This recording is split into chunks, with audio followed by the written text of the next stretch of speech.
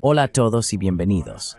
Hoy me complace mucho contar con la presencia de Einar Tangen, investigador principal en el Instituto Taipei, socio fundador del Centro para China y el Mundo en la Universidad de la Ciudad de Macao y también presidente de Asia Narratives. Es un placer tenerte de nuevo en el programa. Be Lourb, Rematter Proispes.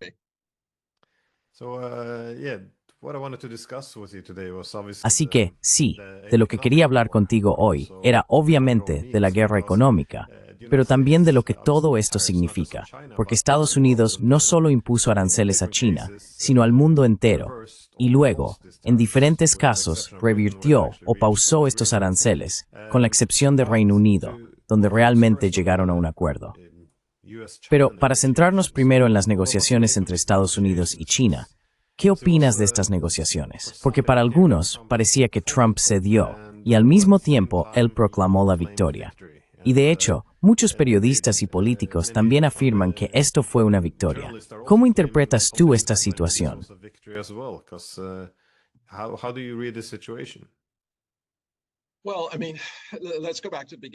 Bueno, quiero decir, volvamos al principio. Donald Trump ya ha intentado imponer aranceles antes, no funcionaron especialmente bien. Luego hizo una fase 1, y esa fase 1 se desinfló. Y esta vez decidió intentar este tipo de ataque generalizado. Apuntó a casi 180 países, teniendo en cuenta que solo hay 195, si incluyes la Santa Sede y algunos otros. Básicamente estaba declarando la guerra al mundo, incluidos sus vecinos más cercanos, aliados, así como competidores y otras personas que simplemente no le importaban. Quiero decir, los pingüinos están muy desconcertados sobre por qué les han puesto aranceles. Pero aparte de ser un poco extraño, esto parecía carecer de cualquier tipo de objetivo real.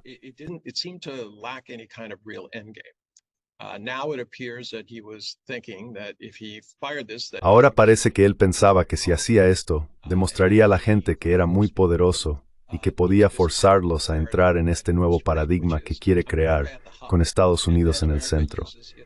Entonces, Estados Unidos usaría su superioridad política, económica y militar para, en esencia, crear estas relaciones bilaterales desiguales con otros países, donde básicamente se verían obligados a convertirse en parte de Estados Unidos, aunque no tendrían derecho a voto. Simplemente serían naciones sometidas que apuntalan a Estados Unidos.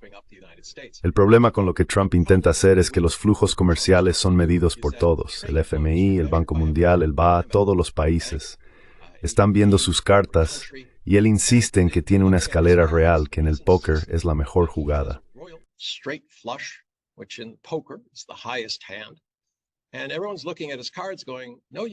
Y todos miran sus cartas pensando, no, no las tienes. Pero los países pequeños y medianos no tienen los recursos para enfrentarse de igual a igual con Estados Unidos, así que la gente intentaba averiguar qué hacer. Ahora, en medio de esto, China dijo, estoy llamando tu farol, simplemente no lo tienes. Y sabían que la presión no venía tanto directamente de China, sino simplemente porque el público estadounidense había elegido a Donald Trump para reducir los precios, no para aumentarlos. Están muy preocupados. Más del 70% de las familias estadounidenses sentían que vivían al día antes de las elecciones. Y muchos de ellos pensaban que aunque Donald Trump no les gustaba especialmente, no tenían ninguna confianza en que Kamala Harris pudiera gestionar la situación económica.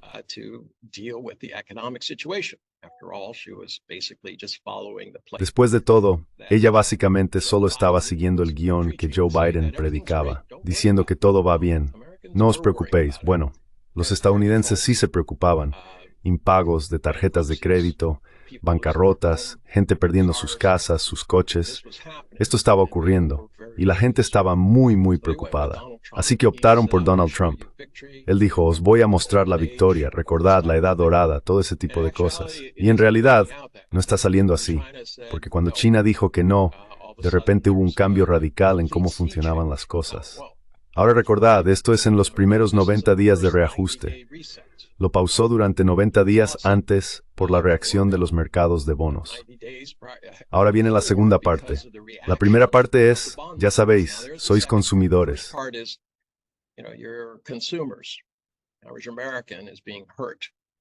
El estadounidense medio está siendo perjudicado por la subida de los precios, y eso va a provocar una espiral económica descendente. A medida que los precios suben, la gente gasta menos. Cuando la gente gasta menos, hay menos personas empleadas. Luego está el otro problema de la deuda estadounidense. A Donald Trump siempre le ha encantado la deuda, simplemente no le gusta devolverla. Y hasta ahora no ha presentado un plan para ocuparse del déficit estadounidense, que asciende a 36 billones de dólares y sigue creciendo. De hecho, para finales de este año será de 38 billones. Ya se han planteado preguntas sobre esa deuda. En 2011, S&P rebajó la calificación de Estados Unidos. En 2023, lo hizo Fitch. Y ahora Moody's, justo esta semana, ha indicado que va a rebajar la calificación de Estados Unidos de AAA a A1. Ahora bien, ¿va a afectar eso a Estados Unidos a largo plazo?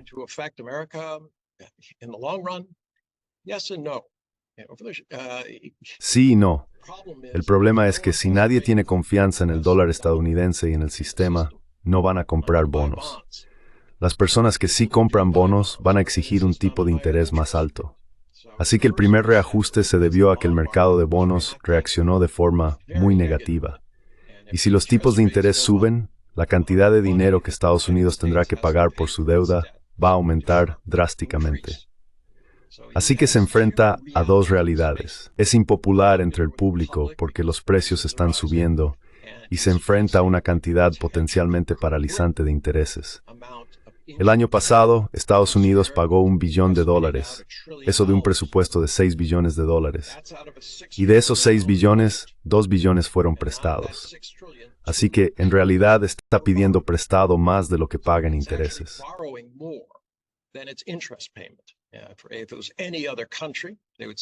Si fuera cualquier otro país, dirían que es un esquema Ponzi. Estás pidiendo dinero prestado para devolver el dinero que ya has pedido prestado, además de que pides aún más. Quiero decir, esto supera a Bernie Madoff porque lo está haciendo abiertamente.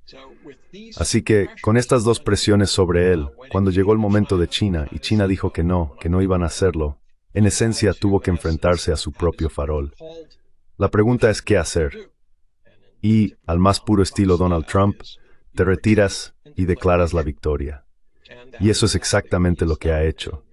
Y otras personas dicen, bueno, China está pagando aranceles del 30% y nosotros solo pagamos el 10%. Bueno, eso es una tontería. China no está pagando ni un céntimo. Los aranceles, los productos llegan a Estados Unidos y quien los importa es quien va a pagar ese 30%.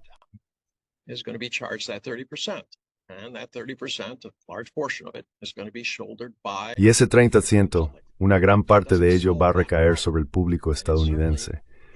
Así que no resuelve ese problema. Y desde luego ayuda con los bonos, pero tampoco lo soluciona, porque no hay un plan para devolverlo todo o para reducirlo significativamente. Así que ahora mismo estamos en un periodo de reajuste, 90 días. Se supone que deben idear un mecanismo que les permita interactuar de forma civilizada. Ahora, fíjate, presta atención a esto. En lugar de hacer que la gente vaya a Mar-a-Lago, se arrodille y le suplique, y luego sea ridiculizada después de marcharse, como el ex primer ministro de Canadá, Trudeau, o ir a Washington como hicieron los japoneses y decir, vale, ¿qué quieres?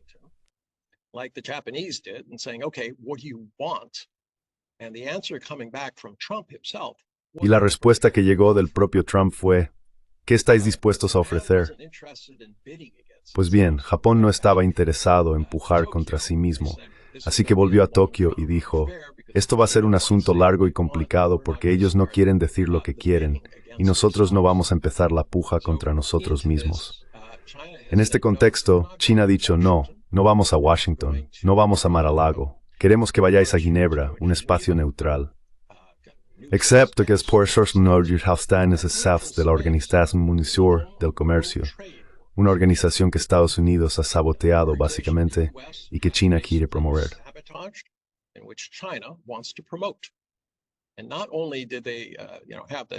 Y no solo llevaron a cabo las negociaciones allí, obligando a Estados Unidos a salir de su propio territorio, sino que también presentaron un informe directa y públicamente al jefe de la OMC.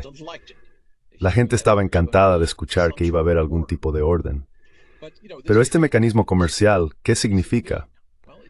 Bueno, no significa mucho si las posiciones no han cambiado. China ha dejado muy claro que no va a ceder ni a someterse al tipo de intimidación que perciben que Donald Trump está ejerciendo. Así que si me preguntas, diría que el plan es lo que llaman una fase 2. Y la razón por la que digo fase 2 es porque la fase 1, a la que me referí antes, fue cuando China accedió a comprar mucha energía y productos agrícolas de Estados Unidos.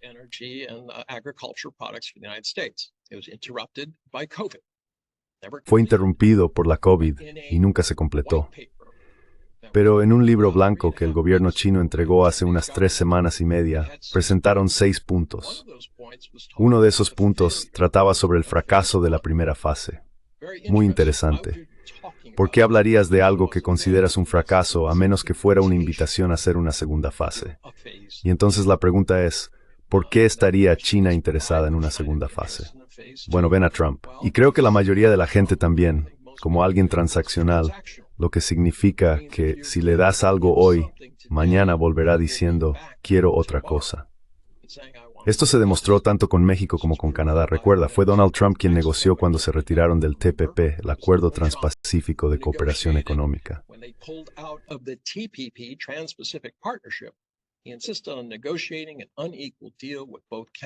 Insistió en negociar un acuerdo desigual tanto con Canadá como con México. Y ahora está echándose atrás en el propio acuerdo que hizo con ellos y diciendo que eso no es suficiente. Quiere más. Así que el objetivo de China al tener una fase 2 es atarlo al acuerdo, porque los productos agrícolas se comprarán semanal o mensualmente. Y si Donald Trump se retira de lo que acuerda, simplemente pondrán fin a la fase 2 y volveremos exactamente al punto de partida.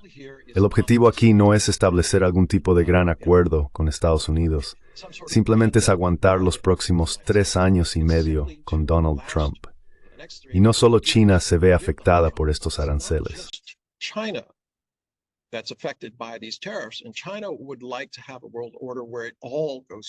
Y a China le gustaría tener un orden mundial en el que todo volviera a no haber aranceles, o aranceles muy específicos que pudieran justificarse en base a algún tipo de política interna con sentido. Y creo que ahí es donde estamos hoy. China está esperando y observando si Estados Unidos va a seguir este camino. No quieren acorralar a Trump. Tienen que ser los adultos en la sala. Sería un placer para muchos en Pekín simplemente ver cómo Donald Trump se autodestruye bajo la presión dual de la deuda y de su propia base rebelándose contra el aumento de precios. China se da cuenta de que hay un sistema global en juego, así que están intentando hacer todo lo posible para ganar tiempo hasta que Donald Trump se vaya y sea reemplazado, con suerte, por alguien un poco más razonable.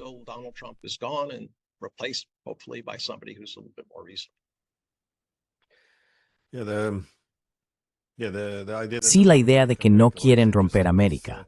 Lo interesante es que cuando Trump dio una entrevista sobre la retirada de los aranceles, argumentó que los chinos habrían quedado destrozados y que esto no habría sido algo bueno si hubiera continuado. Así que, de alguna manera, esto fue en su beneficio. Estoy de acuerdo con tu crítica a Trump por alimentar toda esta imprevisibilidad. Sin embargo, lo interesante es la ausencia de un plan. Y esto no es solo sobre Trump. Creo que, de hecho, por eso Trump está en el poder para empezar, porque la gente, incluso antes de que fuera elegido, veía que esto obviamente no era sostenible.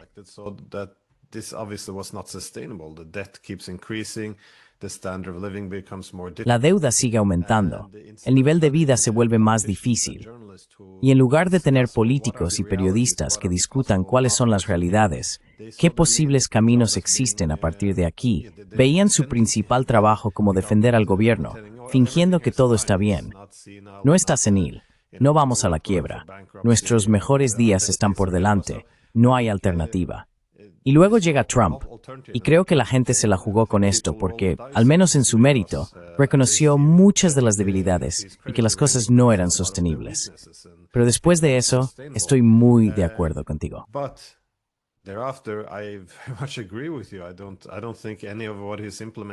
No creo que nada de lo que ha implementado, ninguna de sus ideas, tenga realmente mucho sentido. De hecho, mencionas a estos pingüinos. Y esto es una referencia a por qué puso aranceles ahí, porque observa territorios donde no hay superávit comercial y dice, bueno, entonces necesitamos aranceles recíprocos. Pero con los aranceles recíprocos se supone que igual a sus aranceles, haces lo mismo. Pero así no es como él lo calculó. ¿Cómo se determinan estos aranceles? No es simplemente que si tienes un déficit comercial, si la otra parte comercia más que tú, les pones aranceles.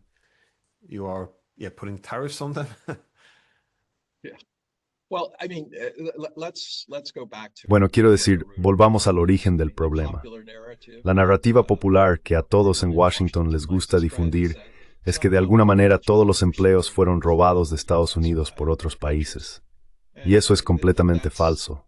Lo que ocurrió es que el dólar estadounidense es la columna vertebral del sistema comercial. Pero eso aumenta el valor del dólar. El dólar es más valioso. La gente está comprando dólares constantemente y usándolos para liquidar transacciones comerciales. Y eso hace que el valor del dólar suba. Lo cual es estupendo si lo que quieres es, ya sabes, mantener este gran volumen de endeudamiento, porque tus tipos de interés son muy bajos, ya que la gente está comprando. Así que un dólar fuerte es estupendo para la deuda de Estados Unidos.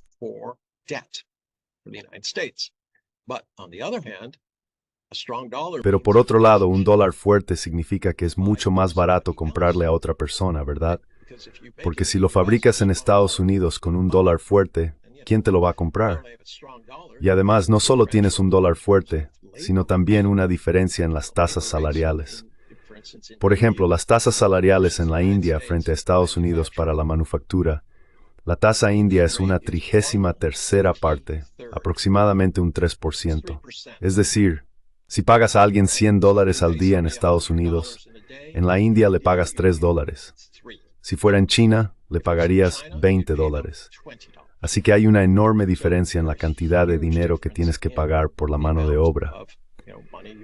Así que la combinación de esto aseguró que las empresas estadounidenses tuvieran que irse y buscar lugares más baratos para fabricar, porque si no lo hacían, lo haría Europa.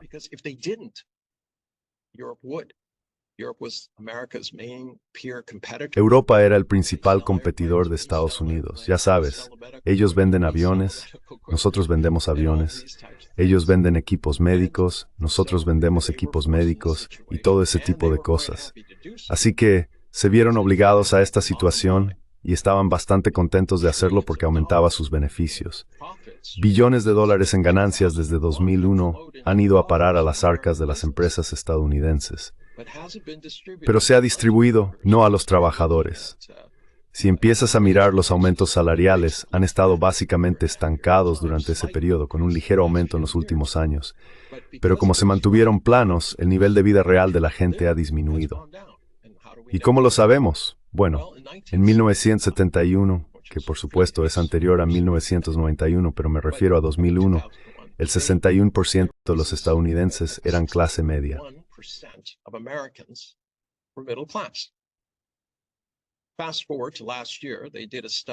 Avancemos hasta el año pasado. Realizaron un estudio sobre los ingresos medios y descubrieron que solo el 40% de los estadounidenses son ahora clase media. Ahora bien, ha habido cierto aumento en la clase media alta, pero no ha sido del 21%.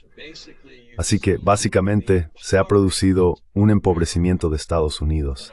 Y los estadounidenses a nivel local se dan cuenta de ello. Por eso están enfadados. Sienten que el gobierno y el sistema que se supone que debe representarlos y cuidar de ellos no ha hecho nada, salvo beneficiar a esos grandes peces gordos. Ahora volvamos a las corporaciones. Beneficios enormes. El gobierno, quiero decir, un gobierno se supone que debe velar por todos. Habría tenido mucho sentido decirles a estos tipos, vale, vamos a tener que imponeros impuestos.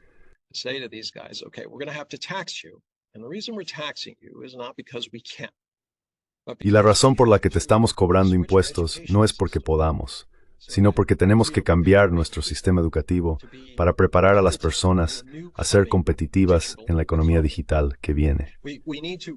Necesitamos reconstruir nuestra infraestructura para tener la capacidad logística de entregar de manera eficiente en todas estas áreas. Así que tenemos que construir una base digital de empresas que puedan competir en el futuro. Porque estos son sectores de alto margen donde se pueden pagar grandes cantidades de dinero, porque la productividad y las ventas están ahí. La idea de que se puede retroceder y, en esencia, recrear el sistema industrial que ya existe. Recuerda, estamos al límite de capacidad. La ley de la oferta y la demanda dice que si hay demanda, habrá oferta.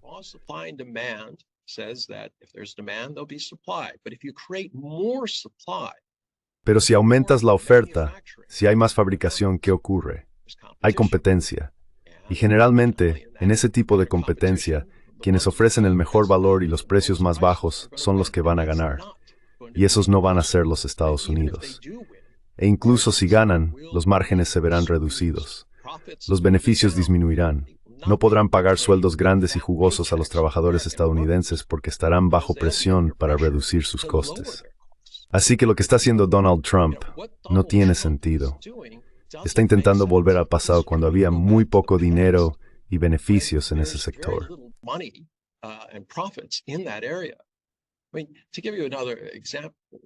Quiero decir, para darte otro ejemplo, ayer la Asociación de Fabricantes salió y fue al gobierno y dijo, mira, tenemos déficits, casi 100,000 personas que no podemos encontrar porque no están cualificadas para trabajar en nuestra industria, en nuestra manufactura.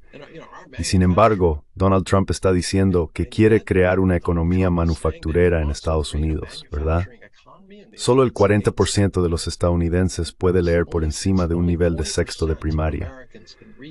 Eso suena como si estuvieran preparados para la economía digital. ¿De dónde va a salir todo esto? Y en vez de, puedo entender si dijera, vale, vamos a hacer un gran esfuerzo, un momento Sputnik.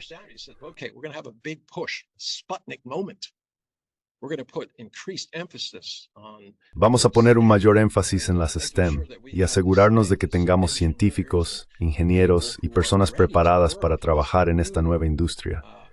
No, él está desmantelando el Departamento de Educación. Así que todo lo que parece estar haciendo va en direcciones opuestas. Está atrapado en una situación en la que un dólar débil tendría consecuencias horribles para nuestra deuda. Y sin embargo, si no tiene un dólar débil, los productos estadounidenses no serán competitivos.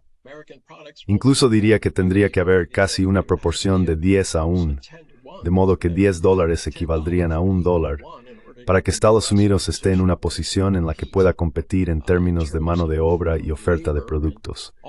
Si eso ocurriera, ¿quién querría comprar bonos del Tesoro? ¿Por qué? No necesito asumir una pérdida así.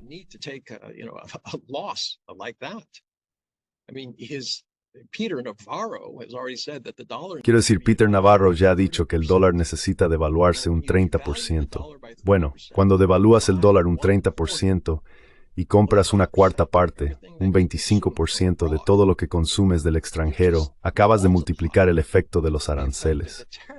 Así que realmente estás en una situación desesperada. ¿Y a quién afecta esto? Por supuesto, a los consumidores. Ahora ves a personas que van rutinariamente al supermercado y compran ahora para pagar después. Cuando paguen después, van a pagar, ya sabes, entre un 300 y un 500% más al año. Se han quedado sin efectivo. Se han quedado sin crédito. Están pensando en perder sus coches. Ni siquiera pueden permitirse reparar sus coches porque las piezas también están sujetas a estos aranceles y su dinero vale menos.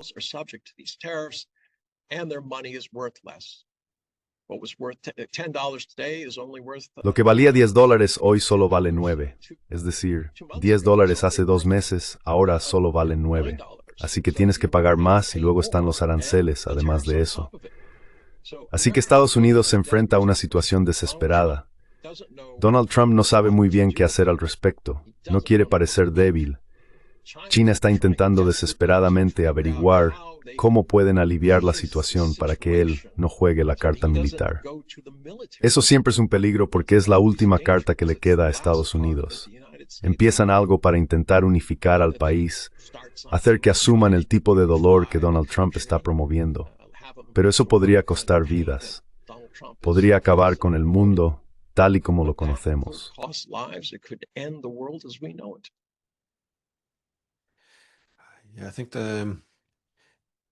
Creo que, de nuevo, un problema clave parece venir también de algunos de estos acuerdos comerciales de principios de los años 90. Como argumentaste, esta nueva división internacional del trabajo, es decir, que Estados Unidos debía dedicarse a la tecnología y las finanzas, y aceptaron que gran parte se deslocalizara. Ahora, por supuesto, hay un gran beneficio. Como dijiste, externalizas gran parte de la producción y el ensamblaje, y entonces es más barato. Pero claro, tu propia gente pierde sus empleos. Así que, en mi opinión, en este momento crítico, especialmente a principios de los años 90, cuando todo esto estaba ocurriendo, la suposición clave parecía ser, bueno, así es como se reajusta una economía global. Estas personas que antes fabricaban coches en la producción simplemente pasarán a profesiones de alta cualificación y altos ingresos. Todos se convertirán, en efecto, en programadores. Pero vimos que ocurrió lo contrario. Todos acabaron en trabajos de menor cualificación y peor remunerados.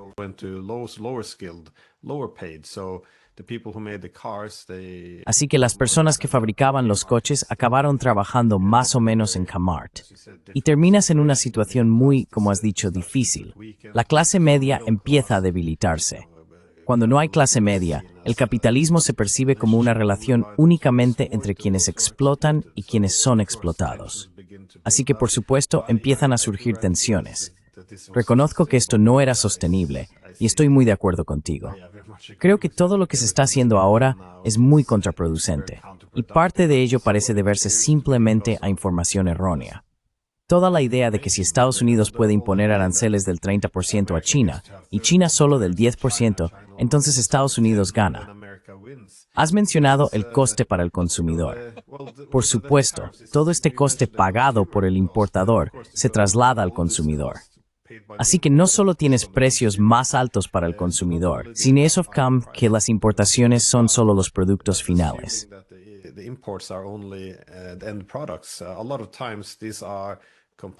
Muchas veces, estos también son componentes que forman parte de una cadena de suministro, lo que significa que el producto final estadounidense será más caro y menos competitivo. Así que parece que esto es un problema real. Pero esta búsqueda de soluciones fáciles, y como has dicho, gran parte de lo que Estados Unidos necesita hacer es que, si quieres reindustrializar, tienes que empezar por el sistema educativo. Sabes, esto tiene que construirse a lo largo de muchos años, como China dedicó muchos años. Pero esta idea de que puedes condensarlo todo en un periodo de 2 años y devolver a Estados Unidos a la cima va a ser muy disruptivo y muy confrontativo. Porque no solo tienes que reinventar tu propia economía hasta un punto que no puedes alcanzar, sino que también tienes que romperle las piernas a China.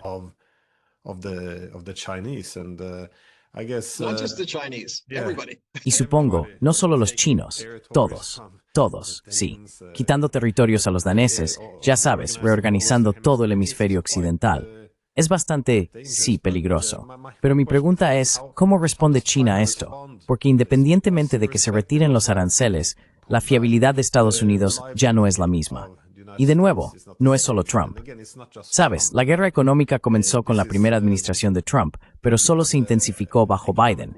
De nuevo, este corte del acceso de China a los semiconductores, por ejemplo, fue una señal muy peligrosa. Esto le dijo a los chinos, de forma muy directa o indirecta, que ya sabes, no estamos dispuestos a convivir con vosotros como iguales.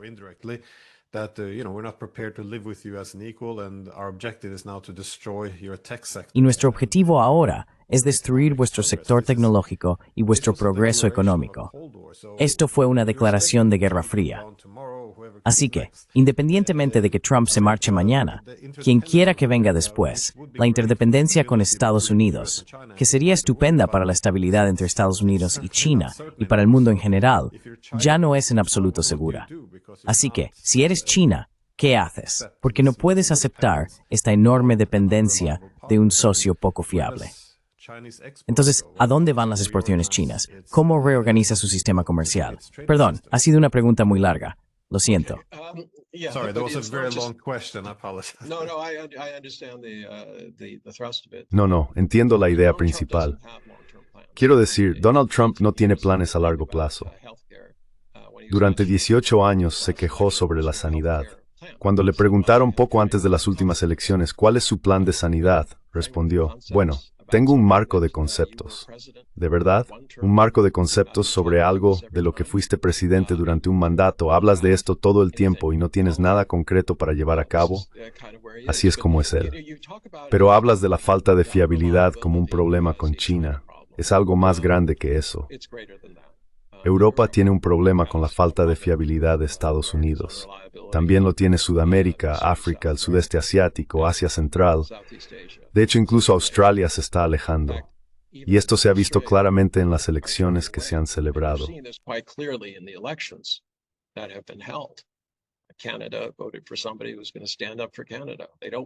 Canadá votó por alguien que va a defender a Canadá. No quieren ser nuestro estado número 51. Canadá fue influenciada por Donald Trump a pesar de sus esfuerzos por intentar influir en las cosas. No funcionó. La gente castigó al partido que, básicamente, se había estado comportando como Trump, hablando de la misma manera. Así que el mundo está reaccionando ante un socio poco fiable al que antes miraban como un faro, como una entidad que, en esencia, les mostraba el camino, guiándoles para evitar peligros, apoyando las instituciones internacionales, defendiendo el Estado de Derecho, hablando de derechos humanos, todas estas cosas. Y ahora el mundo está patas arriba. En vez de hablar de normas y leyes internacionales, él dijo, voy a quedarme con Groenlandia, voy a quedarme con Canadá, voy a quedarme con Gaza y voy a quedarme con el Canal de Panamá.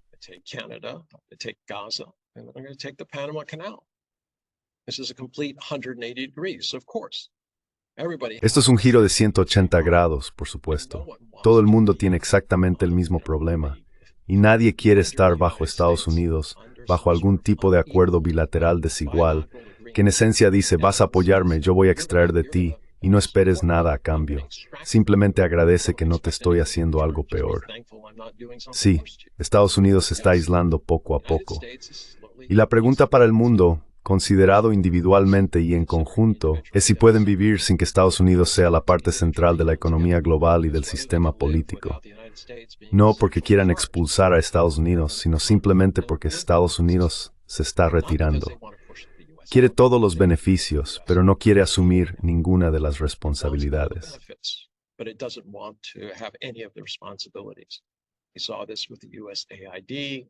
Vimos esto con USAID, y mucha gente está contenta de que haya desaparecido porque para algunos lo veían como una tapadera de actividades de la CIA para desestabilizar países.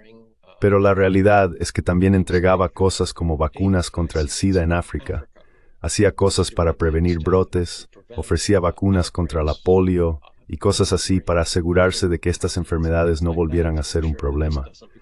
Ahora eso ya no existe. Y es simbólico del hecho de que a Estados Unidos simplemente no le importa. Lo que hagáis es asunto vuestro. Pero lo que queremos es que apoyéis nuestro sistema y nuestra forma de vida porque nos han engañado. Siempre me resulta algo extraño. El país más rico y poderoso del mundo, con el mayor ejército, de alguna manera ha sido engañado por países que no pueden permitirse alimentar a su propia gente. ¿Cómo es eso posible?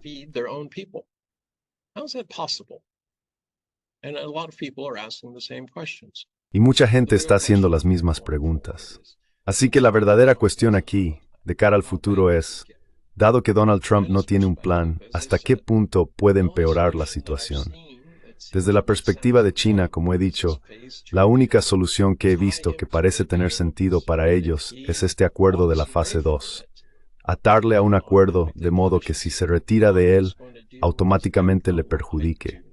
¿Cómo va a gestionar su problema de deuda? No lo sé, porque eso no es algo que China pueda influir.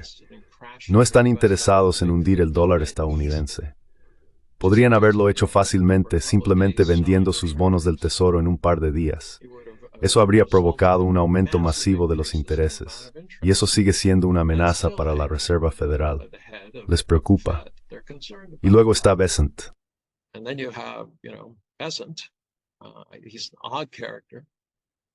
Es un personaje peculiar. En su momento, seguía siendo muy amigo de Soros, a quien Trump considera el diablo, y a quien la mayor parte del establishment de Washington, los neoconservadores, ven como una fuerza maligna a la que se oponen. Y sin embargo, está trabajando para Donald Trump. Quiero decir, ¿Qué es esto? ¿Fue un tipo exitoso?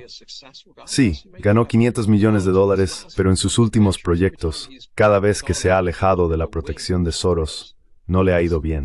Soros tuvo que recoger los pedazos de su último asunto, y de repente, ahora es político. ¿Tiene una respuesta? Debería tenerla. Pero aquí tenemos a un tipo que se queja de la financiarización, esta idea de que no se invierte dinero en empresas, sino que se apuesta por los resultados. Como, ¿qué va a pasar con diferentes monedas si ocurren ciertas cosas? ¿Qué va a pasar con la bolsa si la Reserva Federal cambia los tipos de interés?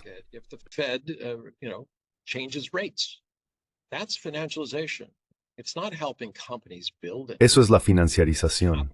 No está ayudando a las empresas a construir nada, ni dándoles el capital para hacerlo. Es simplemente un casino. Y él ganó mucho dinero en ese casino. Luego, hace un par de semanas, empezó a hablar sobre los males de la financiarización. Me recuerda a esa película Casablanca, cuando el comandante le dice a Rick, me sorprende descubrir que hay juegos de azar en tu local. E inmediatamente, la persona encargada dice, oh comandante, aquí están sus ganancias. Oh, gracias. Así que, quiero decir, se ha convertido en una caricatura. Si uno se detiene a observar lo que está ocurriendo, China está en una posición extraña en la que necesita salvar a Estados Unidos, a pesar de que está tratando con un niño de 11 años que, en esencia, está haciendo una rabieta en el suelo del supermercado.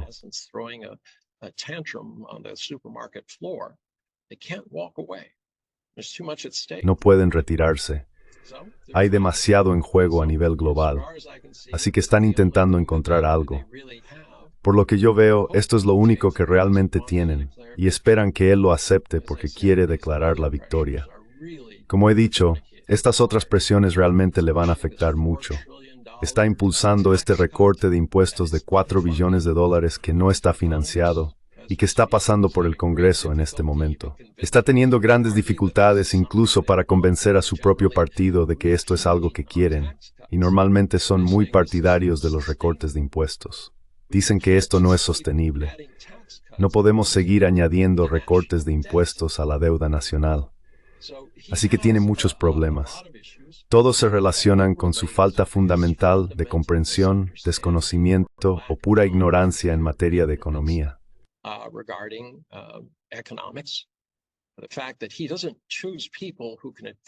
El hecho es que él no elige a personas que puedan asesorarle. Elige a personas que reflejarán lo que él diga.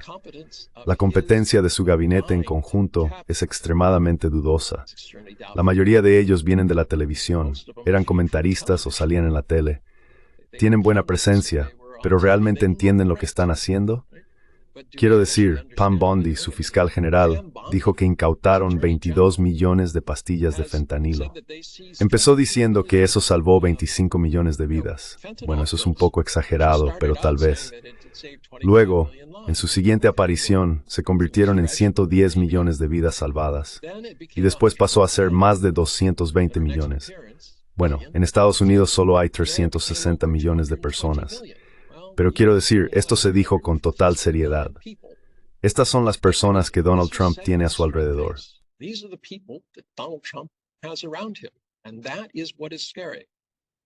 Y eso es lo que da miedo. Reflejan lo que él quiere. Todos son prescindibles. Puede reemplazarlos en un segundo. El problema es que no está recibiendo la información que necesita. Y como vimos en su primer mandato, no le gusta que le den consejos.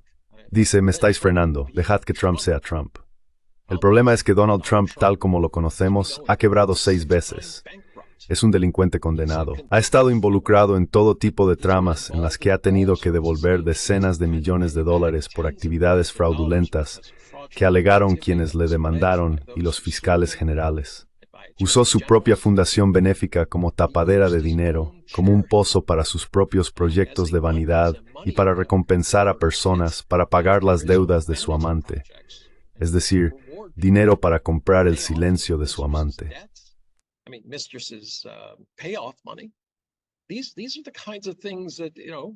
Estas son las cosas que deberían preocupar a la gente, y con el tiempo lo harán. Esas estanterías vacías en los supermercados y en los apartamentos, y los precios subiendo.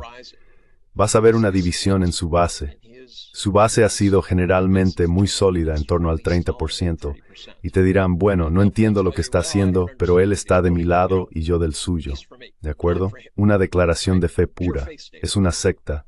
Pero cuando empiecen a perder sus casas, sus coches, cuando no puedan pagar la compra, vas a ver una división y entonces empezarán a enfrentarse entre ellos. Pero esto no es algo para celebrar. No necesitamos más gente enfadada en Estados Unidos.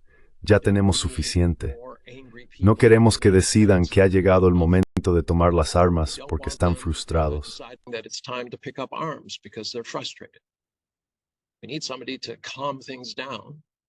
Necesitamos a alguien que calme las cosas.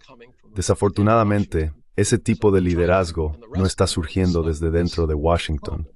Así que China y el resto del mundo se quedan con este problema. ¿Cómo le convencemos para que no salte al vacío? Él quiere saltar y es muy, muy difícil. Y sí hay que apaciguarle. Mira, fue a Oriente Medio diciendo, oh, billones de dólares van a venir a Estados Unidos. Bueno, en realidad no. Muchos de esos acuerdos son solo para hablar de ellos, sujetos a las condiciones del mercado. Sabes, llevará 10 años, mucho después de que él se haya ido, para que se materialicen si es que lo hacen. Y has visto lo mismo con las empresas. Es más fácil apaciguar a Donald Trump y librarse de su martillo arancelario que enfrentarse a él y decirle que lo que está haciendo no tiene sentido.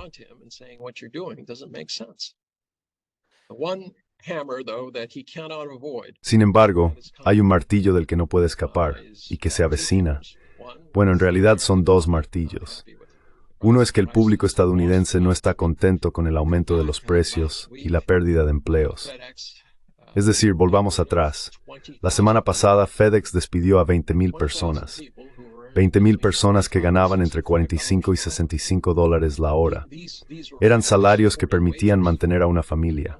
Ahora ya no están. Y en la industria logística, las personas que entregan cosas, se espera que haya aún más despidos. Quizá el triple de esa cantidad de personas perderán su empleo. Luego está el mercado de bonos. ¿En qué momento quiebra Estados Unidos porque no puede recaudar suficiente dinero?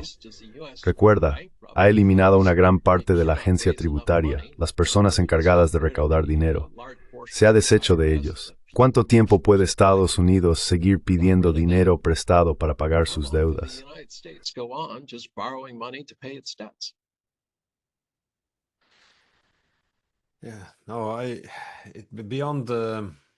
Creo que hay un dilema, porque por un lado, no quieren apaciguar demasiado a Trump, y por otro, quieren que desaparezca.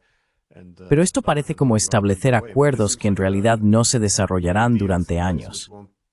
Parece ser algo mutuamente beneficioso. Ellos, como dices, se quitan de encima la presión de Trump, mientras que Trump puede declarar una victoria, aunque no salga nada de ello. Pero además de intentar estabilizar la relación con Estados Unidos, como China, intentando atarlos a un acuerdo real, también existe esa necesidad o incentivo de diversificarse, de reducir la exposición a Estados Unidos.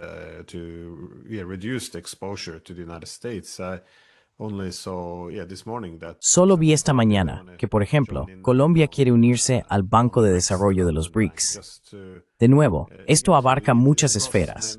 Las tecnologías, la dependencia de las industrias y las cadenas de suministro, incluso los corredores físicos de transporte que utilizan los países y sus bancos. Por supuesto, ahora con los BRICS y las monedas. Así que, en todos los ámbitos, se ve que por eso los chinos y los rusos están desarrollando este corredor verde. Por eso están creando nuevas bolsas de materias primas. Todas estas cosas se están debatiendo, porque no se puede esperar que Estados Unidos sea amable contigo mañana. Pero, ¿hacia dónde crees que va esto? ¿Cuándo supondrá un dolor real para Estados Unidos?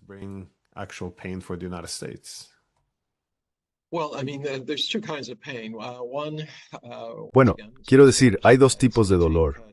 Uno, una vez más, es para los consumidores. Va a tardar 2 meses en que todos los aranceles en vigor realmente afecten duramente a los consumidores. Porque recuerda, en el caso de México y Canadá, son muy inmediatos. Los precios de los alimentos están subiendo porque las cosas que vienen de México son más caras. La madera va a ser más cara porque mucha proviene de Canadá.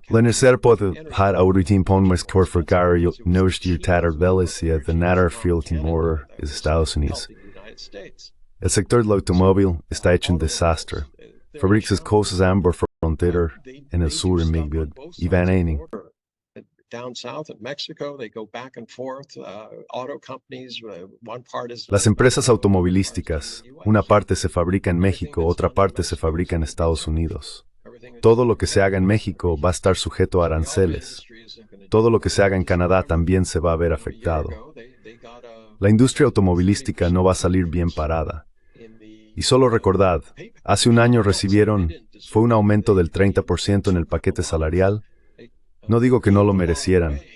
Durante la crisis financiera se dieron mucho bajo la promesa de que, cuando las cosas mejoraran, serían recompensados. Y me pican brace recompensaciones con un aumento del 2,40% en sus propios salarios y beneficios.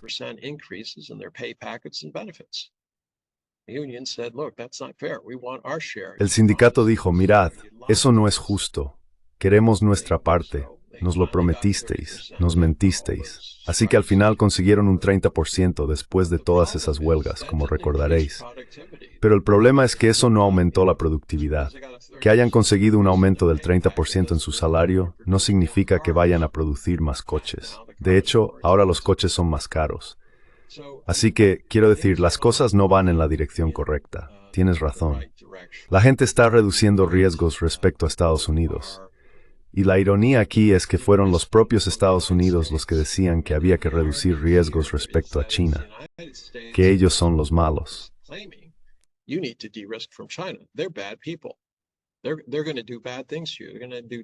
Van a hacerte cosas malas, van a practicar la diplomacia de la trampa de la deuda.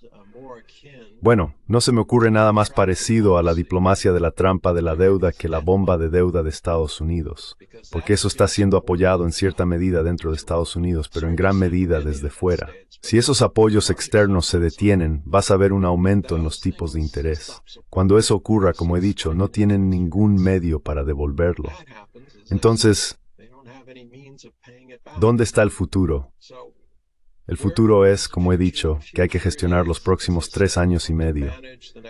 Espero que la gente no piense que destituir a Donald Trump será de alguna manera una solución mágica.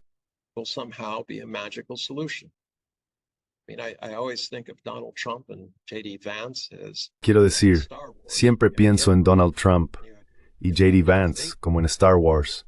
Tienes al emperador, tienes a Darth Vader, no quieres que Darth Vader se convierta en el emperador. En el caso de J.D. Vance, las cosas que ha dicho a Europa, las cosas que ha dicho sobre el genocidio en Sudáfrica, mientras ignora el verdadero genocidio que está ocurriendo en Gaza, quiero decir, esta no es la persona que quieres al mando de Estados Unidos. Es un ideólogo y está muy vinculado a Palantir. Todas sus actividades políticas hasta la fecha han sido fuertemente respaldadas por uno de los propietarios de allí, y está decidido a volver para, ya sabes, defender los intereses de esos grupos.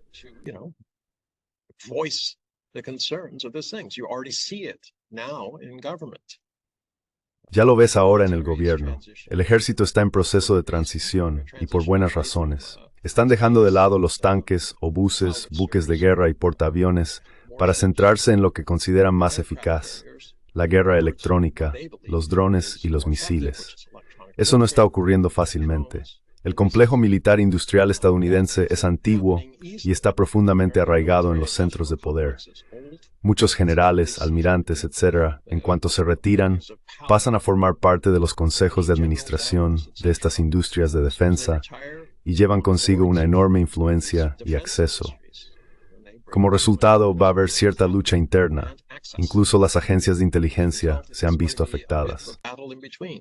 Even the intelligence agencies have been hit. Donald Trump doesn't seem to care who he takes. A Donald Trump no parece importarle a quién se enfrenta.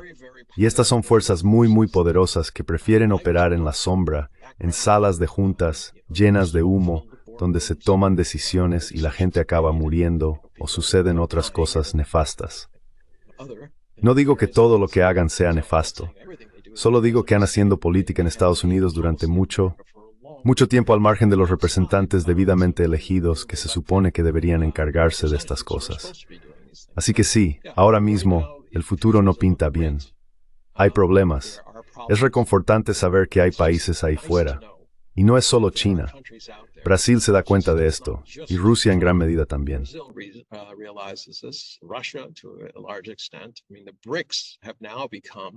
Quiero decir, los BRICS se han convertido ahora, en esencia, en los herederos responsables de un sistema que fue roto por las mismas personas que lo crearon y que se suponía que debían apoyarlo. Europa está en un punto intermedio. Parece incapaz de decidir hacia dónde quiere ir. En algún momento tendrán que tomar una decisión. Y no estoy diciendo que deban ir en una dirección u otra. Lo que digo es que tienen que empezar a pensar en Europa, en lo que Europa necesita para avanzar. Diría que es muy similar a Estados Unidos en el sentido de que necesita invertir en educación, preparar a su fuerza laboral para donde va a haber dinero, donde hay salarios más altos.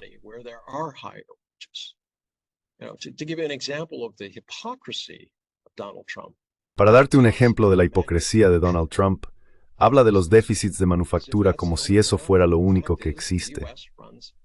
La realidad es que Estados Unidos tiene un superávit positivo en la cuenta de servicios. Pero me sorprende que los países no salgan diciendo, bueno, Estados Unidos tiene un superávit en la cuenta de servicios. Necesitamos poner aranceles a esos servicios. Porque esa es exactamente la misma lógica que utiliza Donald Trump. Así que es muy simple. Es como lo que dijo sobre la caída del PIB. Dice que todo lo malo es culpa de Biden y todo lo bueno es mérito suyo. Esperaría que un niño de 11 años me dijera eso, pero no espero que lo diga un adulto supuestamente responsable.